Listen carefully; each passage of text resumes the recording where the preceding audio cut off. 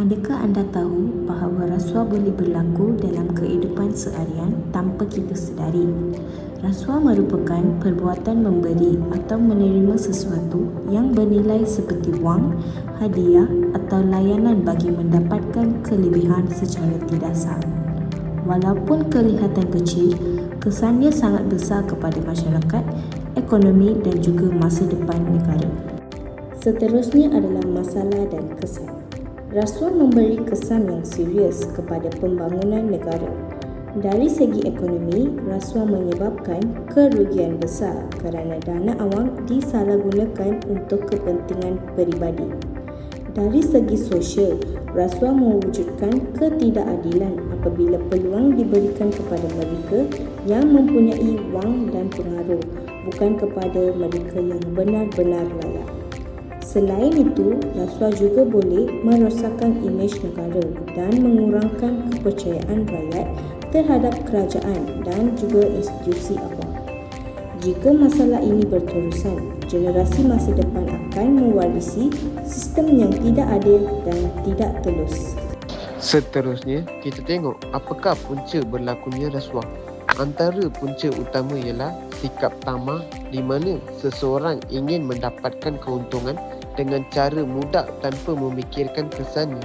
Selain itu, penyalahgunaan kuasa juga berlaku apabila individu menggunakan jawatan mereka untuk kepentingan diri sendiri, seperti meluluskan sesuatu dengan balasan tertentu.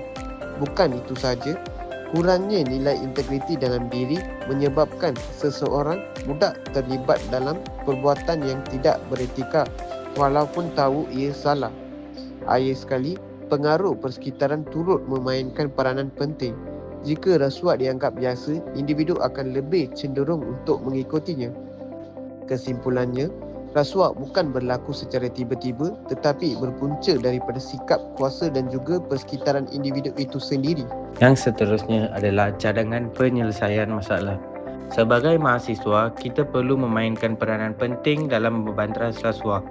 Pertama, kita perlu mengamalkan nilai integriti dalam kehidupan seharian seperti bersikap jujur dalam tugasan akademik dan tidak melakukan plagiarisme. Kedua, kita boleh menyebarkan kesedaran tentang bahaya rasuah melalui media sosial, kempen atau program kesedaran di kampus. Ketiga, penggunaan teknologi secara telus dalam urusan harian juga boleh membantu mengurangkan peluang berlakunya rasuah.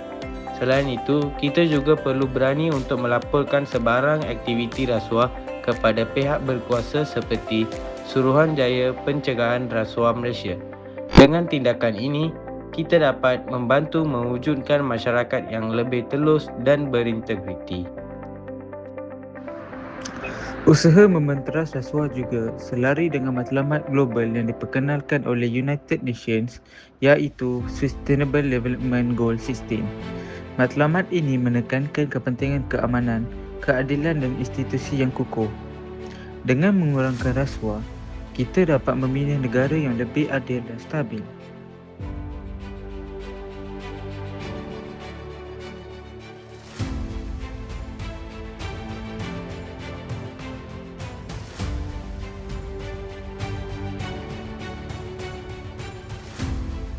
Kesimpulannya, rasuah bukan sahaja memberi kesan kepada individu tetapi juga kepada masa depan negara. Sebagai generasi muda, kita mempunyai tanggungjawab untuk menolak rasuah dan mengamalkan integriti dalam setiap tindakan. Mulakan dengan diri sendiri, tolak rasuah, amalkan integriti.